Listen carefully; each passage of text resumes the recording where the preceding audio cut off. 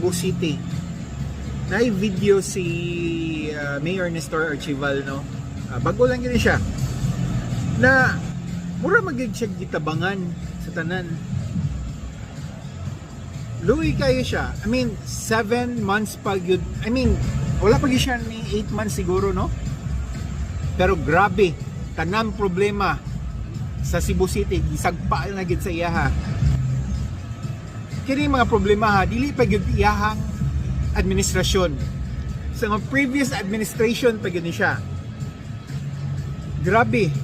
As in, paminawan ni ninyo ha. I'll try to find ways. Ang ako lang sa council, tabangi ko, ayaw ko sige hagigo. If you have some suggestions, do it. Ayaw ko investiga because we are one. And you know for a fact, we're doing the best we can in order to manage these ways. So, mangita man hinublok mo, mangita problema nga ang mga tao para sa ang garbage, para sa mga dato. No, it's not, it's wrong. Now, if you have some suggestions, put that on the table. Ato lang istoryahan.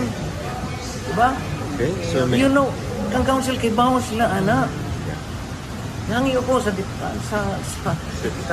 environmental groups or environmental committee, please find solutions also. And we will be willing to do that solution.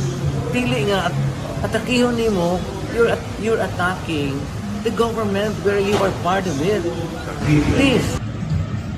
Kadungog mo ato? Mura gid siya kung makakita mo ni Mayor Nestor Archival, no? Sa personal, luoy yung kayo siya.